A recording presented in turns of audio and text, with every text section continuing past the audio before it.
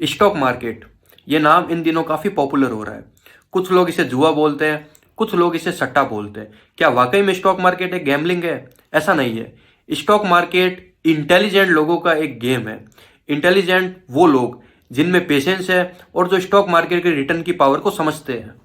दुनिया भर के डेवलप देशों के अंदर 40% लोग स्टॉक मार्केट की इस रिटर्न की अपॉर्चुनिटी का फायदा उठाते हैं और भारत में सिर्फ 4 से 5% लोग ही स्टॉक मार्केट के अंदर काम करते हैं। यानी कि भारत के अंदर सिर्फ 4 से 5% लोग ही इस अपॉर्चुनिटी का फायदा उठाते हैं। लेकिन एक बात दिमाग में आती है, भारत में सिर्फ 4 से 5% लोग ही क्यों? क्योंकि इसके दो कारण हैं। पहला कारण, ज्यादातर लोग इसे जुआ, गैम्बलिंग और सट्टा समझते हैं। इसलिए ना वो लोग खुद इन्वेस्ट करते हैं, ना अपने बच्चों को मोटिवेट करते हैं स्टॉक मार्केट के अंदर पैसा इन्वेस्ट करने के लिए। इन लोगों के मन में स्टॉक मार्केट को लेकर ऐसी इमेज क्यों बनी है? आइए इसे एक समझते हैं। बात है 1992 की, जब सेबी का निर्माण हुआ था। सेबी का काम है स्टॉक मार्केट को रेगुलेट करना, यह देखना कि कहीं स्टॉक मार्केट में फ्रॉड तो नहीं हो रहा या फिर कोई इलीगल एक्टिविटीज तो नहीं हो रही। 1992 से पहले जब सेबी नहीं थी तो स्टॉक मार्केट के अंदर बहुत सी गलत एक्टिविटीज होती थी। डिजिटल ट्रांजैक्शन बिल्कुल नहीं होता था, शेयर फिजिकली बाय और सेल किए जाते थे। कई ब्रोकर्स थे जिनकी मोनोपोली थी मार्केट के अंदर, जो बहुत ज्यादा हाई ब्रोकरेज चार्ज करते थे। केतन पारेख, हर्षद मेहता, इनके स्कैम भी सामने आए थे। तो इन सब को देखते हुए लोगों के मन में एक स्टॉक मार्केट के लेकर एक नेगेटिव इमेज बन गई और लोग ये सोचने लग गए कि इस मार्केट से जितना दूर रहा जाए उतना अच्छा है। लेकिन अब वक्त बदल गया। अब ट्रांजैक्शन ऑनलाइन होते हैं। आपने अगर कोई शेयर बाय किया तो वो आपके डीमेट के अंदर चला जाएगा। जितना आपका बैंक अकाउंट सेफ है उतने आपके शेयर आपके डीमेट के अंदर सेफ है। इसलिए अब सही टाइम है स्टॉक मार्केट के अंदर निवेश करने का। अब कुछ लोगों के मन में ख्याल आता है कि स्टॉक मार्केट में रिस्क तो बहुत ज्यादा है।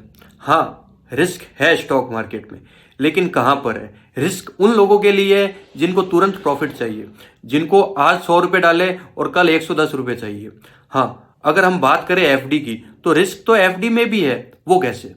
सपोज करते हैं एफडी आपको साल का 6% रेट ऑफ इंटरेस्ट देती है। यानी कि आपने एफडी में 100 रुपए निवेश किए और एक साल के बाद आपको मिले 106 रुपए।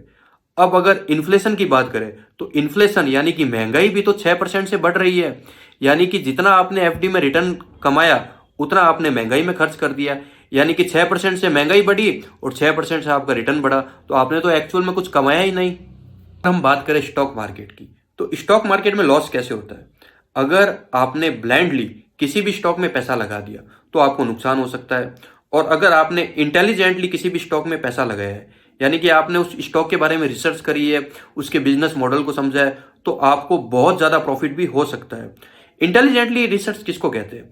यानी कि अगर आप किसी स्टॉक में पैसा लगा रहे हो, उस कंपनी के बिजनेस मॉडल को देखते हुए, उस कंपनी की आने वाले 10 साल 20 साल के ग्रोथ को देखते हुए, और आपको उस कंपनी पर ट्रस्ट है, जैसे रिलायंस, टाटा, एचडीएफसी, ये सब भारत की दिग्गज कंपनियां हैं। इन कंपनियों की मोनोपोली है मार्केट के अंदर। इन कंपनियों की वाकई में मार्केट में मोनोपोली है और इन कंपनियों ने पिछले 20 सालों में निवेशकों को बहुत ज्यादा रिटर्न कमाकर दिया है। इसलिए स्टॉक मार्केट हो गया, म्यूचुअल फंड हो गया, यही एक ऐसा जरिया है जिसके अंदर आप लॉन्ग टर्म में एक वेल्थ क्रिएट कर सकते हैं, एक फॉर्चून क्रिएट कर सकते हैं। हाँ, एफडी की एक खास बात है, एफडी आपको हर साल फिक्स रिटर्न देती है, लेकिन स्टॉक मार्केट में ऐसा कुछ भी नहीं है। क्यों? क्योंकि ये जो मार्केट है ये काफी ज्यादा वॉलेटाइल है, इसमें काफी उतार चढ़ाव आते हैं। एक वाक्य है, the only way to win in a casino is exit as soon as possible and the only way to win in a business is to stay is as longer as you live. और यही same thing stock market में भी apply होती है।